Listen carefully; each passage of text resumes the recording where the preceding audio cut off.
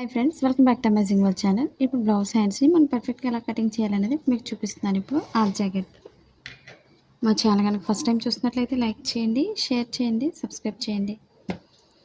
ఇప్పుడు మనం 2 హ్యాండ్స్ కోసం మనం 2 ఫోల్డింగ్స్ తీసుకొని మిడిల్ ఫోల్డింగ్ చేసుకోవాలి.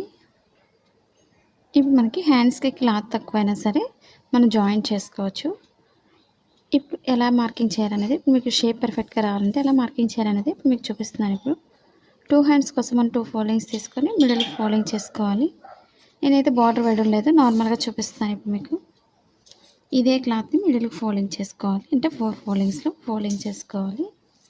ఇప్పుడు కింద ఎడ్జెస్ అనేవి స్ట్రైట్గా ఉండే విధంగా చూసుకోండి.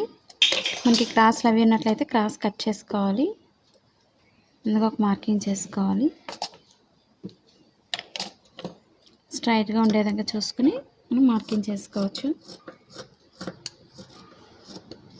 మీకు ఇవే కాకుండా కొత్తగా టైలింగ్ నేర్చుకోవాలి, ఎలాంటి వీడియోస్ నేర్చుకోవాలనేది కామెంట్ సెక్షన్లో తెలియచేయండి. ఇప్పుడు నార్మల్ బ్లౌజ్కి ఎప్పుడు కూడా కింద ఒక 1.5 ఇంచ్ అయితే మార్కింగ్ చేసుకోవాలి. ముందు ఒక 1/2 ఇంచ్ వరకు మనం మార్కింగ్ చేసుకోవాలి. మిషన్ లైన్ స్టిచ్చింగ్ కోసం ఒక 1 ఇంచ్ వరకు హెమ్మింగ్ వర్క్ చేయడానికి మార్కింగ్ చేసుకోవాలి. ఇప్పుడు ఇక్కడ నుంచి హ్యాండ్ పొడవు తీసుకోవాలి.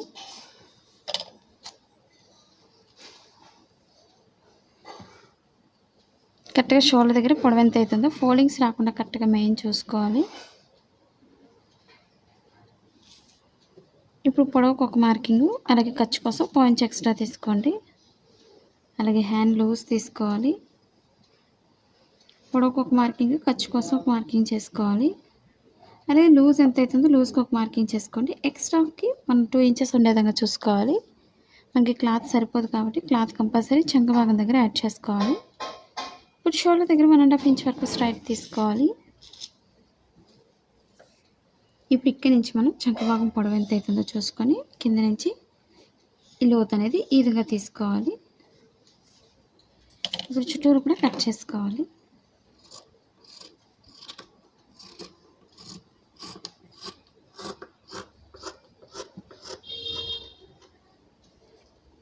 మనం ఒక 1.5 ఇంచ్ అనేది క్లాత్ యాడ్ చేస్తే సరిపోతుంది.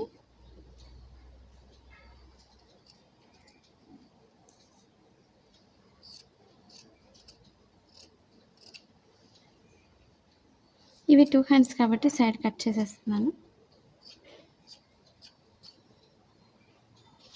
అలాగే షోల్డర్ మిడిల్లో కూడా కొంచెం కట్ చేసుకోవాలి.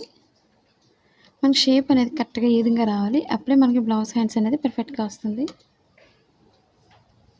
ఇప్పుడు ఎక్స్ట్రా క్లాత్ ఎలా జాయిన్ చేయాలనేది మీకు చూపిస్తాను. ఇప్పుడు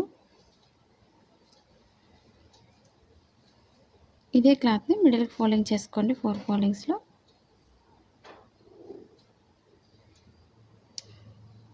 లేదా మనం క్లాత్ని ఈ విధంగా అయినా ఫోల్డింగ్ చేసుకోవచ్చు.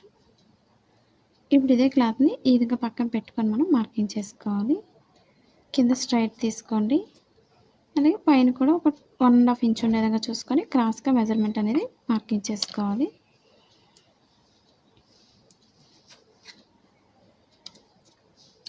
ఇప్పుడు ఎక్స్ట్రా క్లాత్ని కట్ చేసుకోవాలి.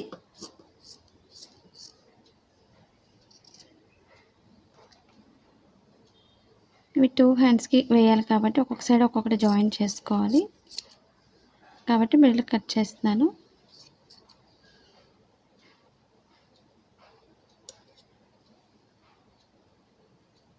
మీకు ఎలాంటి డౌట్స్ లేకుండా అర్థమైందని అనుకుంటున్నాను.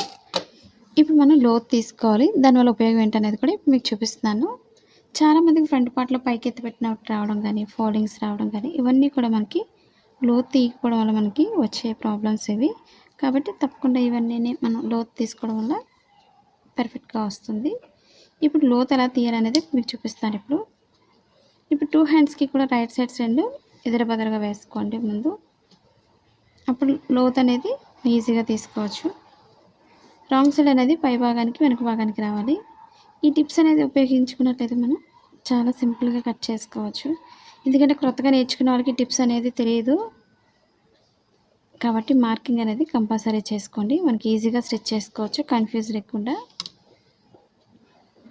ఇప్పుడు రాంగ్ సైడ్ ముందు మార్కింగ్ చేసుకొని ప్లెయిన్ తెలియదు కాబట్టి ఇప్పుడు స్టిచ్చింగ్ పాయింట్ నుంచి మనం లోతు అనేది తీసుకోవాలి. సన్నగా తీసుకోండి, మరీ ఎక్కువ కాకుండా. లోతు ఎక్కువ తీసుకున్నా సరే మనకి హ్యాండ్స్ అనేది ఫ్రంట్ పార్ట్కి ఎక్కేస్తాయి, లోతు ఎక్కువ తీయడం వల్ల. కాబట్టి సన్నగా తీసుకోండి. అది కూడా 2 లేయర్స్ మీద మాత్రమే తీసుకోవాలి, 4 ఫోల్డింగ్స్లో తీసుకోకండి. ఫ్రంట్ పార్ట్కి వచ్చే విధంగా 2 లేయర్స్ మీద ఈ విధంగా తీసుకోవాలి.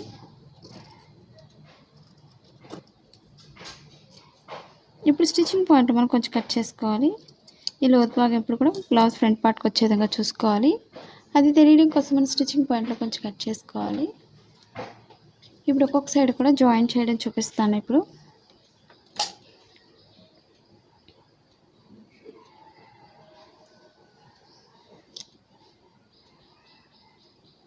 ఒక్కొక్క సైడ్ ఒక్కొక్కటి చొప్పున మనం జాయిన్ చేసుకోవాలి.